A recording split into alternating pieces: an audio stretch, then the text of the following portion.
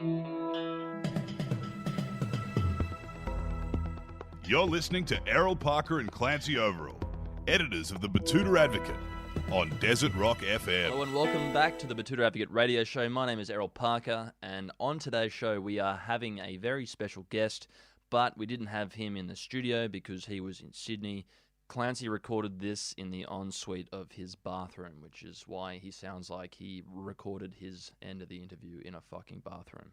So for that, he apologises. And thanks to this man's government, they completely fucked the NBN and we were dropping in and out. So if it sounds a bit tinny, sounds a bit funny, I'm sorry, but this interview covers a lot of important ground and it's well worth a listen. So let's take it away. Welcome back to the Batuta Advocate radio show, recording live out of the Queensland Channel Country, downtown Batuta, Budgie Smuggler Studios. You're joined by myself, Clancy Overall, editor of the Batuta Advocate, and of course Errol Parker, editor at large. How are you, Errol? Always good, mate, always good. Today we have another guest coming in for the Sky Master. He is a household name in politics, and there's not many of them. And today's guest is the fixer, Christopher Pyne, coming straight out of the hilltops of Adelaide.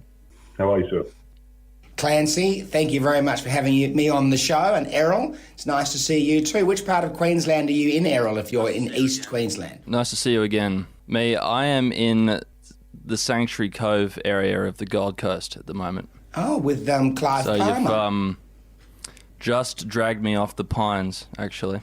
Oh, lovely. Royal Pines. Royal Pines. You know that part of the world, Christopher, I think that was the part of the world that Peter Dutton tried to relocate his seat to when he thought he was going to lose Dixon. That's true, he did actually. He did. He wanted to move down to Moncrief. Yep. No, McPherson. He was beaten by Karen Andrews. It's a wild game. No one gets anything over Karen Andrews, do they? No, they don't. I've played tough. at Royal Pines a long, long time ago. And, of course, I have been to the Gold Coast and had lunch with Clive Palmer at his home on the island. Yes, right. He spends a lot of time there. Were you sent as a chief de-escalator with Clive, or were you kind of doing a bit of preference whispering up there? No, I was a de-escalator, as you call it. So I was... Right. My job was to try and get the university reforms through the Senate. Clive believed in the reforms, but the lure of students voting for him and handing out his how-to-vote cards was too great, and the Palmer United didn't end up supporting it. But I had a very nice lunch with Clive up in his island on the Gold Coast, saw his boat, which wasn't moving anywhere. I don't know if he still has that or whether that's been repossessed. Although he's doing very well now, so he'd probably quite happy. Yeah, it's amazing what $50 million worth of billboards can do for you. And you're only as wealthy as your health, as they say. Who says that? Lots of doctors and scientists, and Kerry Packer too. That was something he said a lot. Got all the money in the world, but it can't get me another kidney, can it? So no, but he tried to get one from his helicopter just goes pilot. to show. I think he No, did. he did get one. He did get one from his helicopter pilot. I don't think he could get the other one.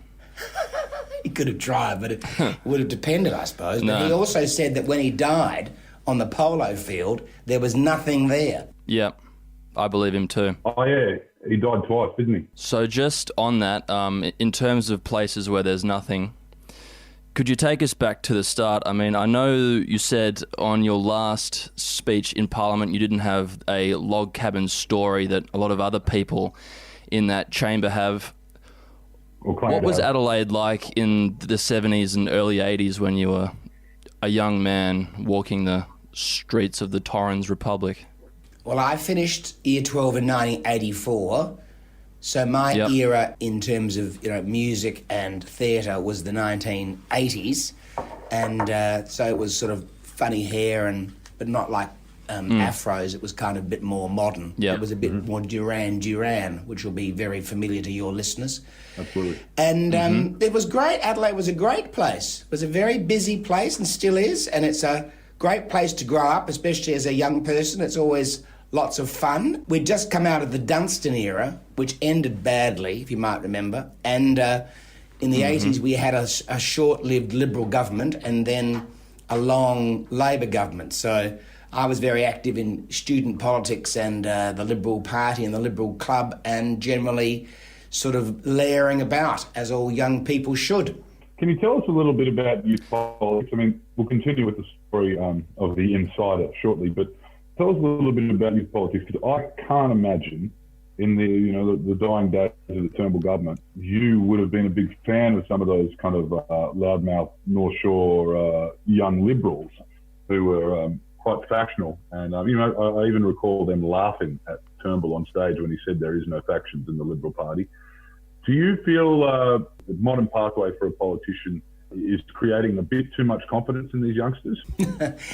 Look, I think the young people in the party, whether they're Conservatives or moderates or smaller liberals or whatever they describe them as, and they're all sort of learning their craft, and sometimes they can spill over a bit and get themselves into a bit of a mess. The South Australian Liberals, young Liberals, are not nearly as overconfident as some of the New South Wales young Liberals have been in the past. I mean, they would never laugh at a Prime Minister on the stage. But then in South Australia, we're just a little bit more sophisticated about things like that. So I guess that's the difference. Yep. But the New South Wales young Liberals were never rude to me, I have to tell you. So I've only had a good experience with the Liberal Party in New South Wales. Have you ever met a young Liberal around the age of 25 who you thought was qualified to sit in Parliament? What qualifies someone who's 25 to be in the House of Representatives? Look, it's a good question.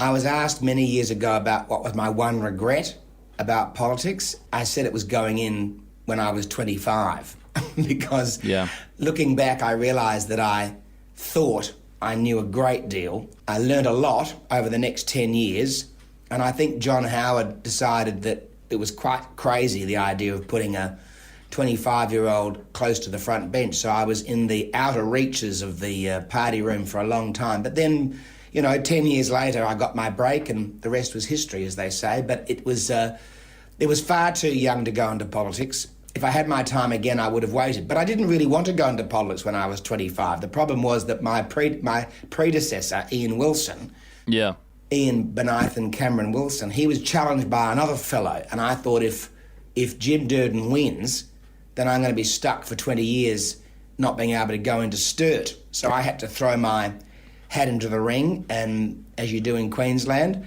and I won. I was unstoppable. So your predecessor, you were unstoppable. Your predecessor actually held that seat for longer than you had been alive at that point. Is that correct? Yes, yes, that's right. Ian had been in the Parliament for 24 years when I challenged him at 24. That's true. And I surprised him. So I had the element of surprise. Is it fair to say that was a fairly safe seat for your party? Sturt's been sometimes safe and sometimes marginal. It's my margin was as low as 0.9 and as high as about 10.5 over the course of 9 elections. So it's a good seat, though. It's only been in Labor's hands for about 4 years since 1949. Otherwise, it's always been held by the Liberal Party. So you'd have to say it's a good seat to get. We mentioned before Sutton jumping around like that. Does that erode the actual system a little bit? Because, it had to have been disheartening for the people of Dixon and the Gold Coast for Peter Dutton to decide he wanted to base himself out of the beach house. Well, I think Peter would have a very different take on his interest in McPherson. But it's not unusual because Michael Wooldridge, he transferred from a seat called Chisholm to Casey when he was the Minister for Health.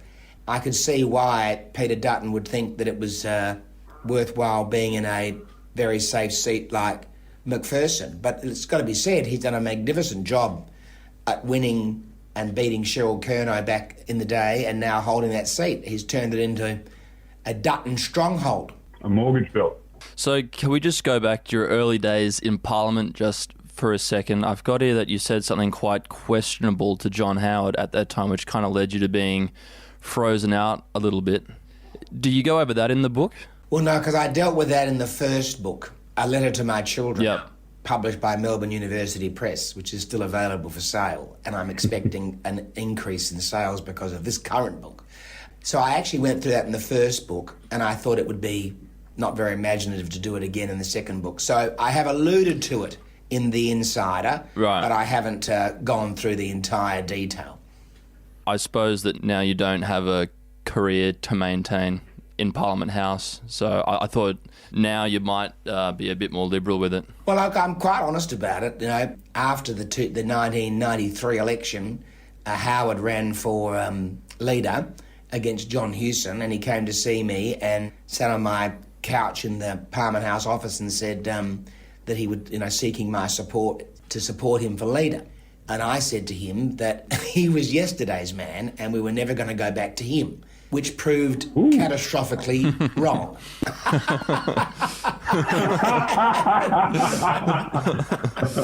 Yeah. And of course, he became leader a couple of years later and stayed there for 11 and a half years.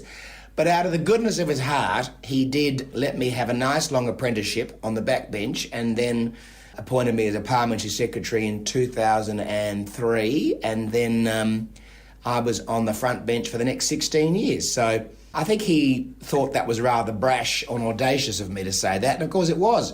But it's the kind of foolish thing that 25-year-olds who are now find themselves in the House of Representatives say, because they don't have that filter that everybody needs. The young people don't have that filter that we get with age, like you two. Yep, comes with age.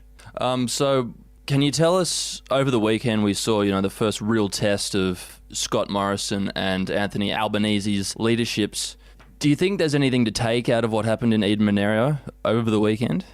Well, Errol, I think it was a good result for the Liberal Party, simply because there was a swing to the government of about 0.5% in a by-election, when the average swing in a by-election is about 3.8% to the opposition. So Labor went backwards, and that's very unusual. If the government had won it, it would have been a 1 in 100-year event, because the last time a government won a by-election from the opposition was 1920. So it didn't surprise me at all that Labor held Eden Monaro, and I think it was actually a poor result for Labor because they had a swing against them. Yeah. But it's a very difficult seat to predict, because who knew how people who'd been traumatised quite correctly by the bushfires in January, how they would react and how that would affect their voting pattern. So it was very hard to predict, and I'm not sure whether they would have been happy or unhappy with the government. But Labor won it, but I don't think that they should be taking too much positive out of it. Yeah. I still think Jim Chalmers is going to keep circling around Anthony Albanese. I reckon Albo will get one go at it, at least. Do you think that, especially in the past 15 years, we've seen quite a big rise in the minor parties? How big of a role do you see them playing moving forward? Now that especially in regional areas in New South Wales, you've got big competition coming from the shooters, farmers, and fishers. And as we saw in Eden Monaro, there was a big vote to the hemp party. Could you see us kind of moving forward in a parliament that's more diverse in terms of, how a government forms government? No, I don't. And we've heard this argument for many decades about how the rise of the independents, and it just doesn't really exist. I mean, in the House of Representatives, there's 151 seats. I think 5 are held by independents. Yeah. So that's not very many. And one of those is Bob Catter, who came from the National Party. Of course, Adam Bant's a Green, so he's a genuine independent. Most people who end up in the crossbenches are from a major party. So they can't really say that they've been elected as independents. They've been elected usually as nationals, and sometimes as Labor, sometimes as Liberals, and then they defect or leave. I don't see... I mean, the only new party that's had any great electoral success in the last 20 years has been One Nation, who had continued success, and Pauline Hanson is a particular brand. Without Pauline Hanson, I don't think One Nation would have any success. Or without the Today Show. Yes, indeed. But she's obviously good for ratings. And the Nick Xenophon phenomenon has ended with Nick Xenophon. So I don't think that there's going to be a tremendous number of independents. And the reason for that, Errol, is the preferential voting system. It mitigates against... The rules have been changed now, haven't they? Well, the preferential voting system's been in the way we've elected people for many, many, many decades. But it's it's just that you have to make a choice, and if you don't get enough votes, you don't stay in the race. So it's, I think there's a group of people that like voting for independence, and I think they're mostly shocked that the rest of the world doesn't think like them. But actually, the vast majority of people vote Liberal or Labor or Nationals. Yeah. Do you think that independents have a purpose in Parliament? Like, I thought it was good that we had someone like Ricky Muir in the Senate, for example. Do you think that he represents an important aspect of Australian society? Yeah, of course he does. But Ricky Muir represents a certain view of Australia, but the Australian Parliament's very diverse. Yep. I mean, we have in the coalition people as diverse as Warren Inch, who used to be a crocodile farmer, right through to, Malcolm Turnbull from Wentworth. It's not like the major parties are white-bread politicians who are all exactly the same. And I quite like Ricky Muir, but I don't think he should have got elected with about, 200 votes or whatever it was. Yeah. And I think the problem with shooters and fishers or independents who are on the Conservative side of politics or the non-Labor side of politics, like Clive Palmer, is you've got to remember, I think if you're that group, who your base is. And what happens to a lot of them is they get elected and Conservative voters vote for them, and then they end up voting for the Labor Party or supporting the Labor Party or trying to do deals from the crossbenches and voting with the opposition or the Labor government against their own people who elected them. So that's why a lot of them fail, because the voter looks at them and says, well, you're not really being true to us who elected you. I think the reason why Pauline Hanson's group has continued is because Pauline's actually, for all of her faults, quite consistent about what she believes in, and she votes that way. So what you're saying is your concern with independents is they serve as a gateway to stop voting for the Liberal Party. Well, my concern is that they get elected and then they behave the opposite way to what their platform was. I'll take the shooters and fishers are a very good example. There's no doubt that coalition governments are going to be better for shooters and fishers because we believe in the individual having more rights, more say in how they live their lives. And it's the Labor and Greens and the woke people that are bad for the shooters and fishers, and yet the shooters and fishers preferenced Labor in the Eden-Monero by-election. So that's not based on principle. That's just based on what they think's in their short-term political interests, and that's where I think they start to fall apart. Yeah, I mean, like, you can only kind of look as far as what happened to Tony Windsor.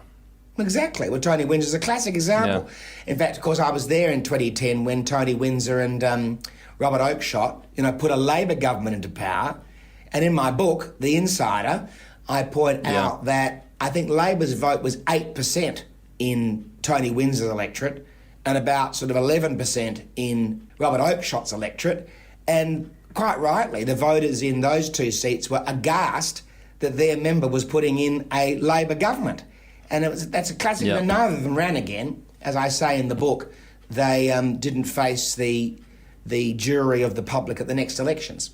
When you start looking at the consistency of the major parties, you always start having to also look at the inconsistencies.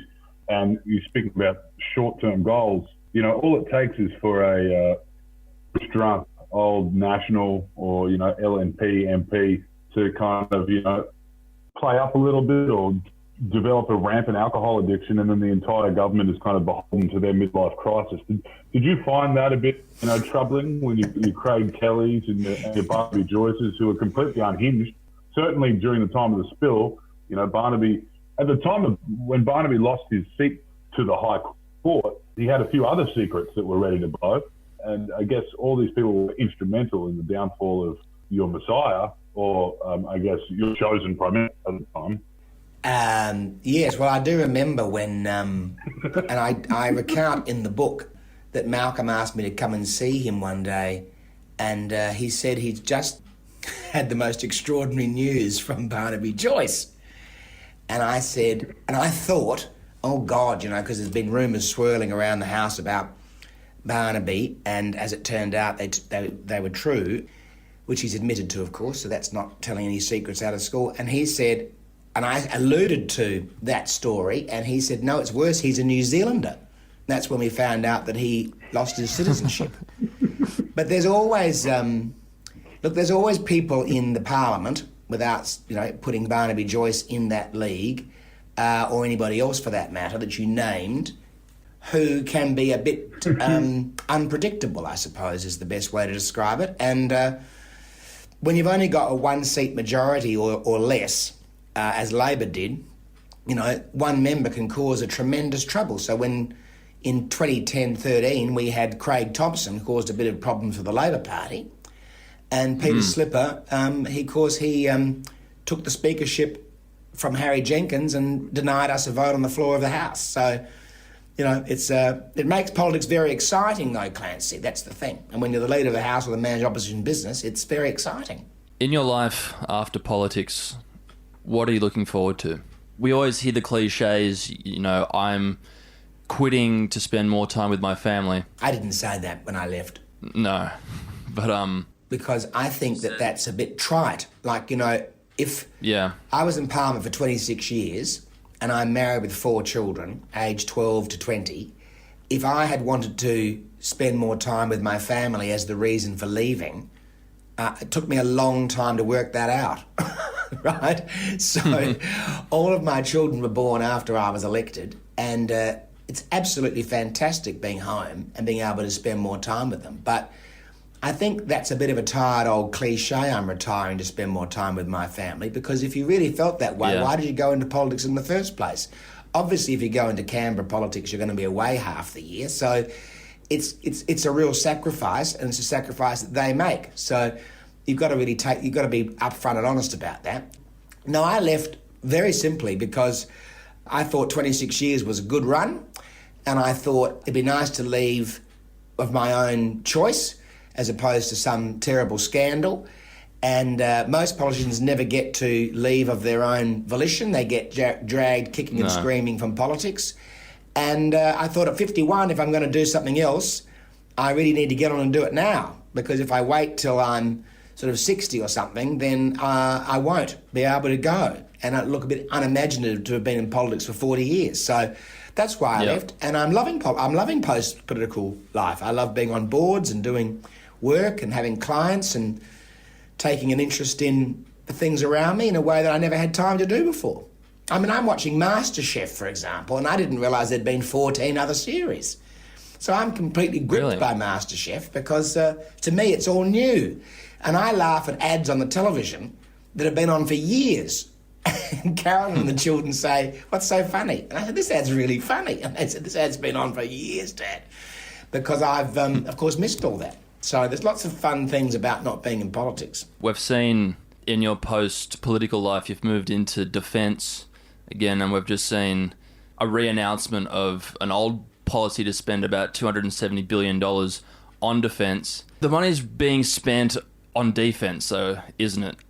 As opposed to offence. What are some of the shortcomings that this cash is going to go and help, because we have seen that a country that cannot be named has been maybe launching some cyber attacks against us. Do you think moving forward, that's really going to be the new area that we need to focus on in terms of our defence spending? Well, the government's committed $15 billion for cyber security in last week's defence update and force structure plan. And it was, I think, a very good document, or 2 documents. You need to keep refreshing your thinking around defence all the time. And what I thought was most interesting out of that statement, Errol, was the recognition that our strategic situation had changed. That in 2016, we had a particular view of the Pacific nature of the Indo-Pacific. And today, in 2020, it's much less peaceful, it's much less stable, and there are tensions today that were nascent in 2016 that have now become very raw. The rivalry between the US and China being the most obvious one. That manifests itself in China's claims about the South China Sea, but also territorial disputes with countries like India and now Bhutan. You'd think that they'd leave the Bhutanis with the land that they've got, but they say that 12% of it's actually Chinese.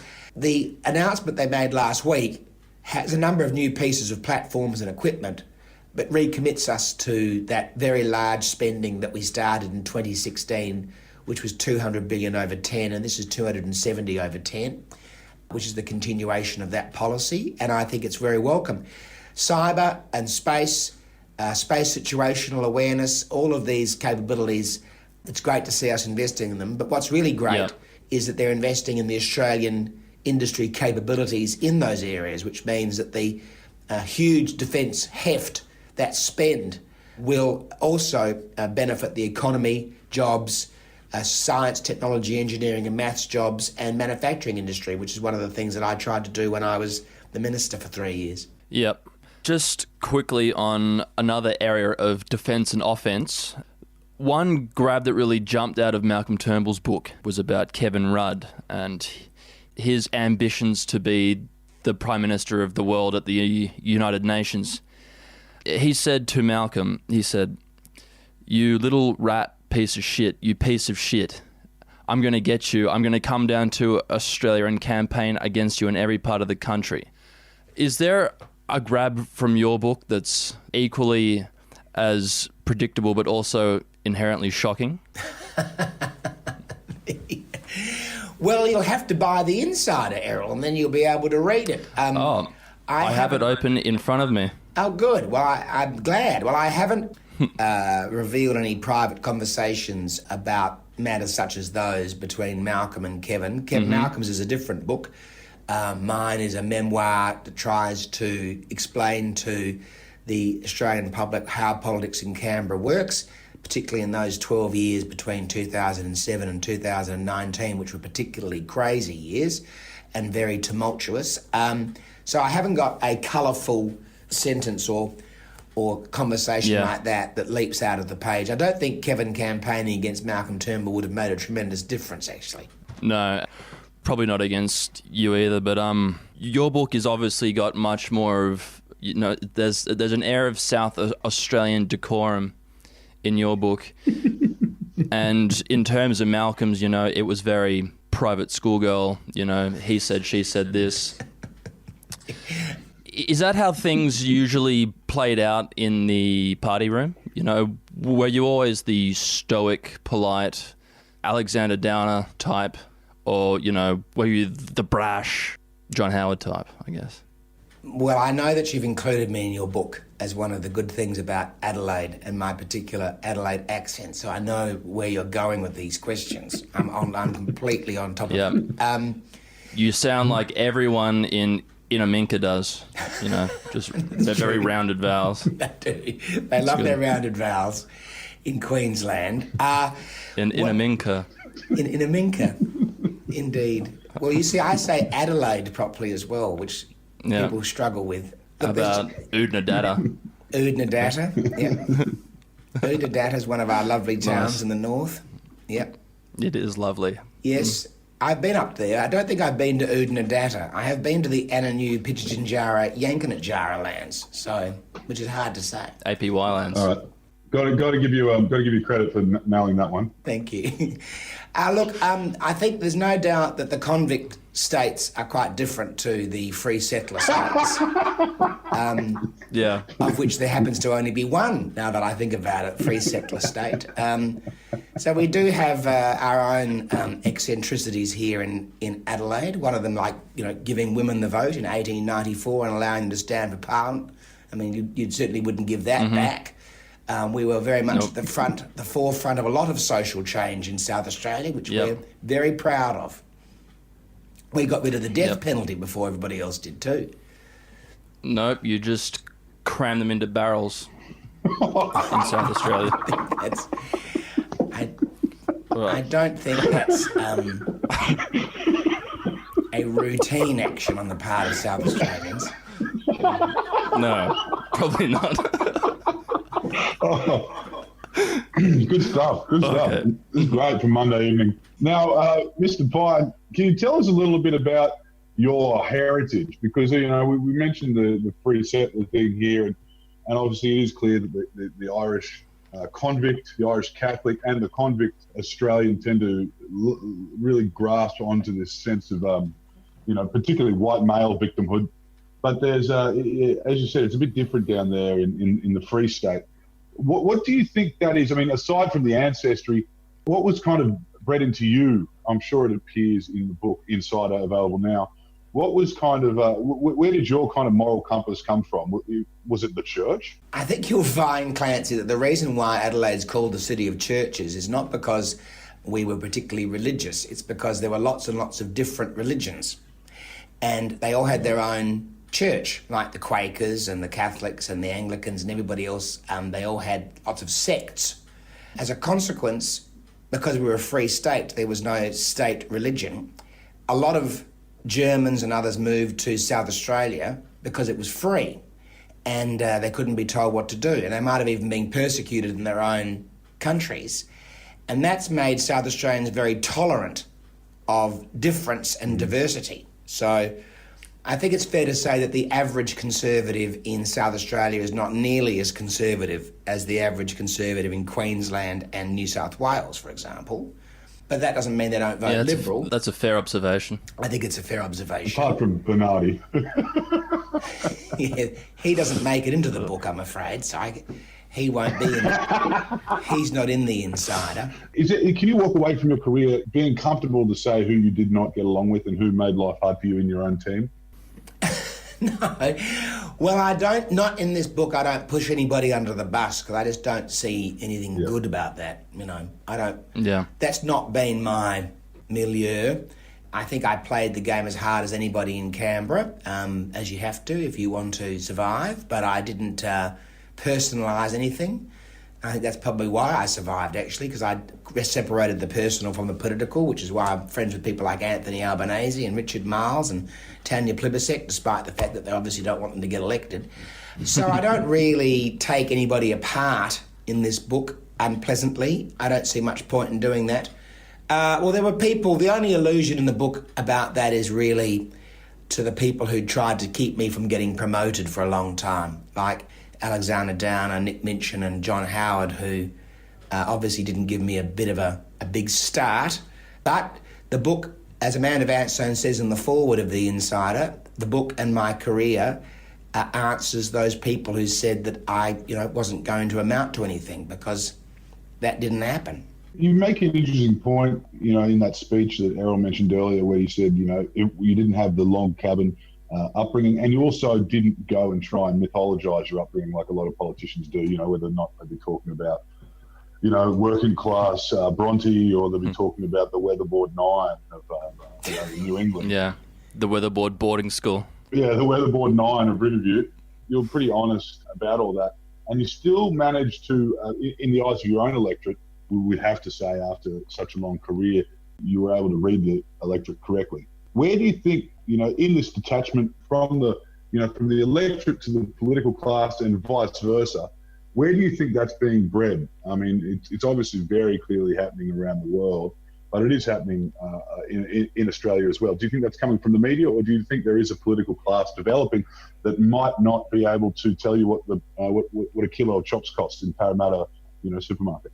I don't think the political class has changed very much in the last many hundreds of years, quite frankly. I think there are people who are drawn to public service and public life, and they come from all different walks of life. And what I conveyed, I think, by saying I'd once had to get my own lemon for a gin and tonic, which was probably didn't qualify as a log cabin story, was that I didn't try and pretend to be pull myself up from the bootstraps. Mine was a quite privileged upbringing, and the reason I went into politics was because I thought I had a responsibility to give to the society so much that they'd given to us. I mean, there's a saying in the Psalms, to those whom much is given, much is expected. And it means if you've been lucky, your job is to give back. It isn't to keep taking. So I thought I was always basically said that. But I do remember once, you're quite right, of course, I wasn't exactly an everyman candidate in Sturt. And I remember once Mark Textor said to me that we've done some polling in your electorate in 2007, and I have to tell you that the people in the north of your electorate don't like you. I said, okay. He said they don't want to have a beer with you. I said, that's disappointing. He said, but they think you're really effective, and if they wanted to hire a lawyer, they'd hire you. And I said, well, that's exactly right. I mean, you don't... If a friend hires their lawyer who's a friend, they're bound to failure. But if you hire the person you think's going to get the job done, then the lawyer's done their job. So I always thought I'd rather be seen as effective and capable and able to get things done and take out an opponent if necessary than somebody who was hail fellow, well met and everybody liked. That said, as you pointed out, I've departed politics with not that many enemies. You just mentioned then, as in they would hire you as a lawyer, and maybe now they have that opportunity. What have you been doing? You haven't taken any jobs with Gina, which seems to be no, I haven't. Seems to be a well-worn path for ex-politicians, or China even. What are you doing? You're not working for Port of Darwin or anything like that? No, I'm not. No, I've started a consulting business, Pyne and Partners. I'm the chairman of the Australia UAE Business Council. I've got about half a dozen different advisory boards. I've got my column in the Advertiser. I've written my book, my podcasts, Pyne Time, which have gone very well with Southern Cross Stereo. I'm on the board of a couple of not-for-profits because I think you want to keep putting back into the community, called the International Centre for Democratic Partnerships, which promotes civil society in the South Pacific, and the Australia-Israel Cultural Exchange, which promotes good relations between Israel and Australia. So I'm very busy, and it's good fun. What do you do in your spare time? Do you play golf? Is that your thing, or are you more of an Adelaide Fringe guy? I like Fringe, but I also play golf, but I don't play golf like regularly, but I can play. And, I guess I tend to read books and garden, and I still work. I still like working. Mm-hmm. And I like, seeing my friends now that I can again, because I've got time. Christopher Pyne, one last question. There's going to be many political memoirs that come out this year. Why should people buy yours? Because you'll learn something you didn't know before about politics, about some of the stories that have never been printed that are in the book for the first time that I've hung on to for years. And so it's an eye-opening book. It's a book that has a good pace to it, and you'll learn a bit about the solar system of politics and what makes us tick. Christopher Pyne, thank you for your time. Pleasure. It's great pleasure. Personally, I look forward to reading The Insider. Available now at all good bookstores. Thank you for joining us. Yeah. Even the bad ones have it. No, the bad ones definitely have it, and the good ones too. Thank you, it's a pleasure. Yep. Thanks, Clancy. No Thank worries. you, Errol. Good luck. Thank you. Thanks very much. See you later. Good luck. Thank you. See ya.